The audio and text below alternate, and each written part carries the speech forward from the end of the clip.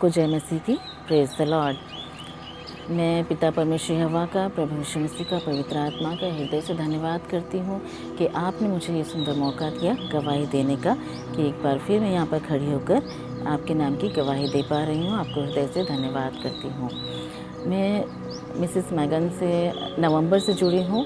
वो हमारे चर्च में आई थी वुमेन कॉन्फ्रेंस के लिए, तब से मैं उनसे जुड़ी हूँ। और मैं बाइबल स्टडी के लिए कहीं ज्वाइन होना चाह रही थी, पर कहीं नहीं हो पा रही थी। और मतलब तब तक आया नहीं था कि कहाँ जाना है। और जनवरी में यहाँ पर लाइफ ट्रांसफॉर्मेशन सेंटर में बाइबल स्टडी स्टार्ट हो रही थी। तो यहाँ से कॉल आया और मैंने जनवरी से बाइबल स्टडी ज्वाइन करी। और मैं बिशप सर का और मैगन मैम का धन्यवाद करती हूँ कि उन्होंने बहुत ही अच्छी टीचिंग दी हमको। पूरे बाइबल सेशंस में उन्होंने बहुत ही अच्छी तरह से हमको समझाया, जो कि ट्रू टीचिंग थी। ऐसी टीचिंग हमको कहीं भी नहीं मिली है जो उन्होंने हमको सिखाई है।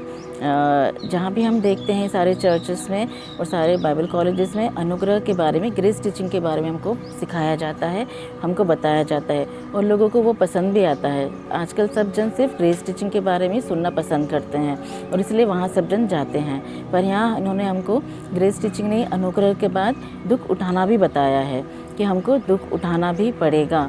जब हम प्रभु यीशु मसीह को ग्रहण करते हैं, उनको अपना उद्धारकर्ता ग्रहण करते हैं, उनको हमारे जीवन में लाते हैं, तब हमको सिर्फ सुख ही सुख, आनंद ही आनंद नहीं मिलेगा, पर हमको दुख भी उठाना ज़रूरी होगा। इस टीचिंग के लिए भी मैं उनका हृदय से धन्यवाद करती हूँ। जब बाइबल स्टडी हो रही थी तब हमारी आत्मिक उन्नति और ज़्यादा होती गई। मैं नर्सिंग ऑफिसर हूँ, मैं हॉस्पिटल में काम करती हूँ और वहाँ पे मेरी नाइट ड्यूटी भी लगती है। तो अभी कुछ दिनों पहले की बात है, जब मैं नाइट ड्यूटी कर रही थी तो मेरे साथ बाई भी होती है काम करने के लिए। तो बाई जब ड्यूटी पर आई तब उसको पाँव में बहुत तकलीफ़ हो रही थी। उसको सिर से पाँव तक बहुत तकलीफ़ थी, बहुत दर्द हो रहा था और उसको चेहरे पर भी स्वेलिंग थी और पाँव में भी पिटिंग एडिमा था, जो अगर हम मेडिकल ट्रीटमेंट स्टार्ट करेंगे तो 15-20 दिन से ज़्यादा उसको हील होने में, रिकवर होने में लगते हैं। पर वो बाई को बिल्कुल आराम ही नहीं हो रहा था। मैंने ड्यूटी के टाइम पे उसको टैबलेट भी दी कि उसको थोड़ा सा रेस्ट मिले, पर उनका पेन बिल्कुल रिलीफ नहीं हो रहा था। मैंने उनसे कहा इंजेक्शन लगाने के लिए, तो उन्होंने मना कर दिया। फिर जब हमारा काम कंप्लीट हो गया और जब हमारे नाइट रूम में आए तब भी वो बिस्तर पे लेटी, पर फिर भी वो दर्द से करा रही थी। मैं अपने बाइबल कॉलेज के ही नोट्स बना रही थी, जब मैं फ्री थी तो नोट्स बना रही थी और बाई लेट गई थी, पर उनको फिर भी रिलीफ नहीं हो रहा था। फिर मैंने उनसे पूछा, उनके पास गई, मैंने उनसे पूछा कि मैं प्रभु यीशु मसीह के नाम से आपके लिए प्रार्थना करूं क्या।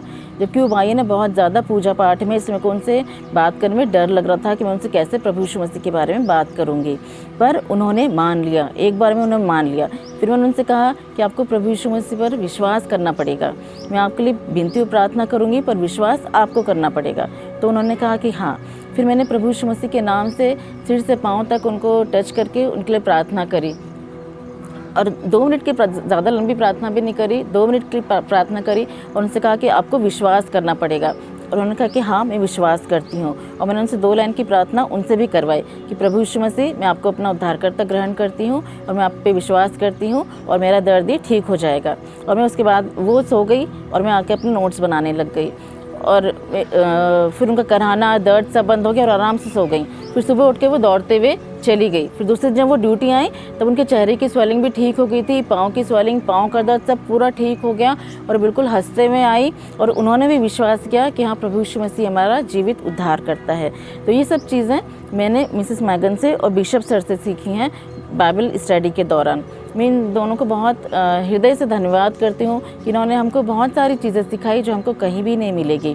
सर ने हमको डिसिप्लिन के बारे में सिखाया, हमारी लाइफ के हर एक एरिया में किस किस जगह डिसिप्लिन ज़रूरी है, खाने में, पीने में, सोने में, संगति करने में, वचन में, प्रार्थना में, जीवन के हर एक एरिया में कहाँ कहाँ डिसिप्लिन ज़रूरी है। और स्पिरिचुअल वॉरफेयर के बारे में मैम ने हमको सिखाया था और उन्होंने हमको ये सब सिखाते हुए उन्होंने ये भी कहा था कि आप भी हो सकता है कि आप पर भी ये सब चीज़ें सीखते हुए स्पिरिचुअल अटैक हो सकता है। और ये 4 एपिसोड का था स्पिरिचुअल वॉरफेयर। और जब उस रात में सोई तो उसी दिन मुझ पे अटैक हो गया। मैंने अपने आप को अपने घर की छत पे ऊपर से टंगे हुए देखा और मैं बहुत डर गई।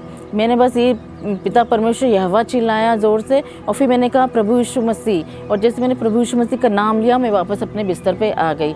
इसी तरह से एक और बार मेरे पास अटैक हुआ। तो इस तरह से स्पिरिचुअल वारफेयर के बारे में जब मैम हमको सिखा रही थी तब हम पर स्पिरिचुअल अटैक्स भी हुए, पर प्रभु यीशु मसीह के सामर्थ्य के नाम के द्वारा हम उससे बच पाए।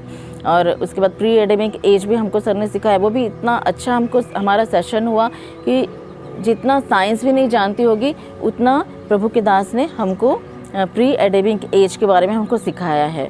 मैं इन सब चीज़ों के लिए पिता परमेश्वर यहोवा का, प्रभु यीशु मसीह का, पवित्र आत्मा का हृदय से धन्यवाद करती हूँ, और बिशप सर का और मिसिस मैगन का भी हृदय से धन्यवाद करती हूँ।